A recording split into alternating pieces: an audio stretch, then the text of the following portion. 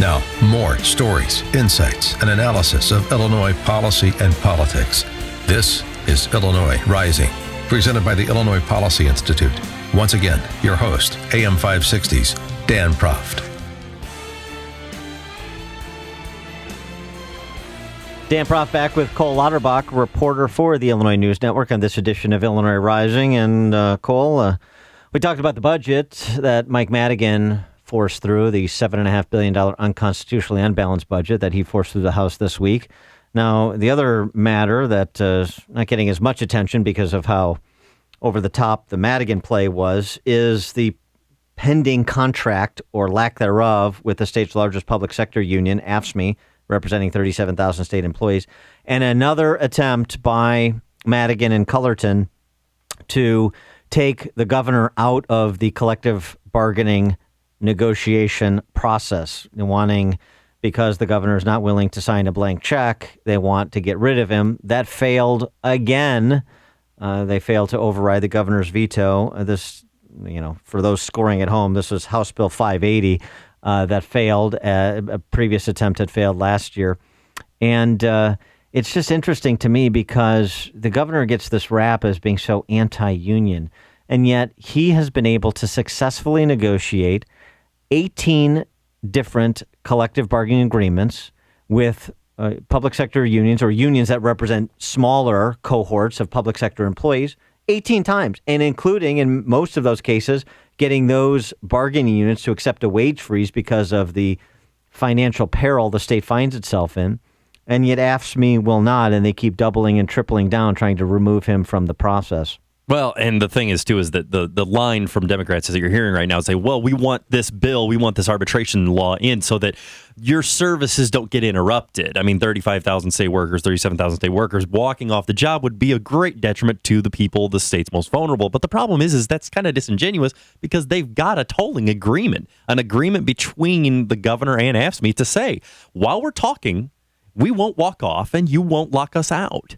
Right, and but the problem is AFSCME has not been willing to give on the underlying cost of the proposal they advance, which you're talking about a $3 billion contract. At least that's one scoring that's been attached to that their contract proposal.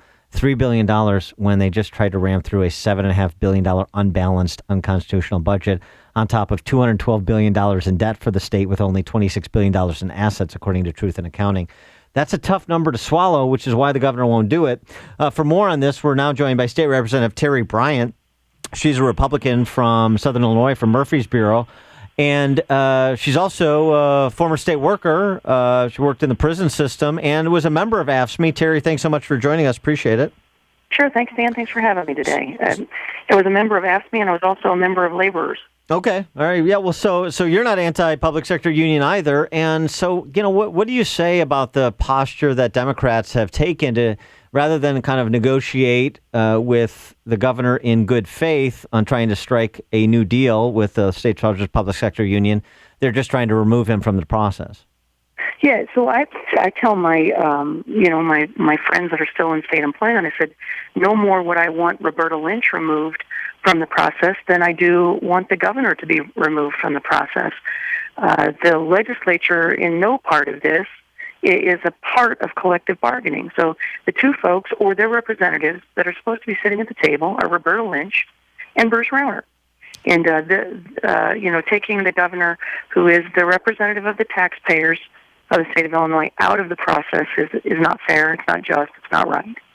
Coming up to this vote, I mean, as it was being pushed through, and when it was vetoed, what was the? Were you guys anticipating this vote before it came up? I mean, did you have a feeling of how this would go? Yeah, this is the fourth time we've seen the bill, whether it's called 1229 or 580. The bill was 580, I believe, was identical to 1229. So, in essence, we saw it two times to vote on it and then saw it twice for a veto override. So there was nothing in my mind that thought that Speaker Madigan was going to let us get out of session without putting on record one more vote.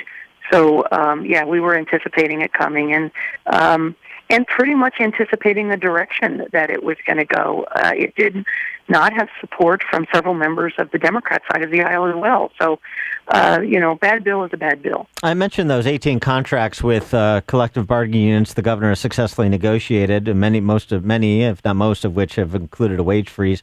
What does AFSCME, your friends in AFSCME in state government, say about that? I mean, if other public sector workers are taking a hit and negotiating a contract, they're able to strike a deal with Governor Rauner. Why not AFSCME?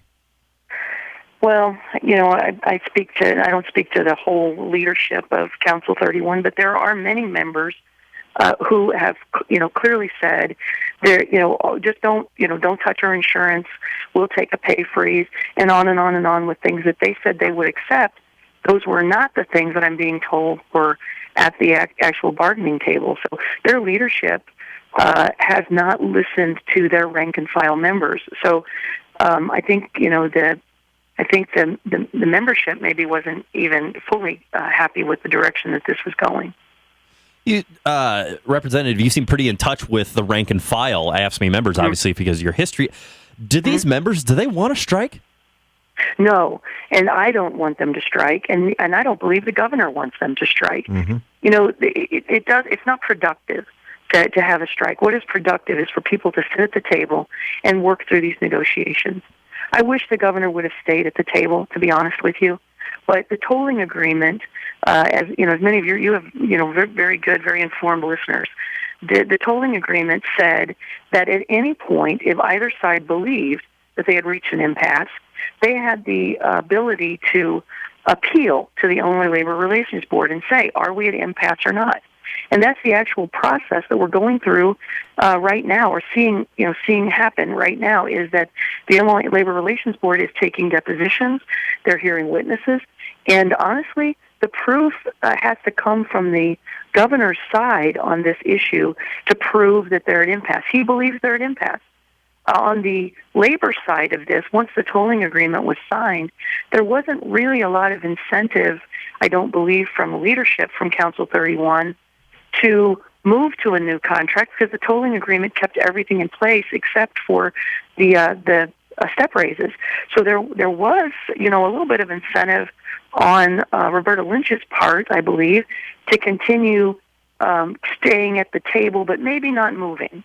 And so, from a legislative standpoint, I got to tell you the truth. I don't know who's telling the whole truth all the way around. I think there are components of truth from both sides of this issue, which makes my point in that the legislature has no business getting involved in these collective bargaining issues or collective bargaining agreements. All right. She is State Representative Terry Bryant, Republican from Murfreesboro. Terry, thanks so much for joining us. Appreciate it. Thanks for having me today, Dan. I love your show.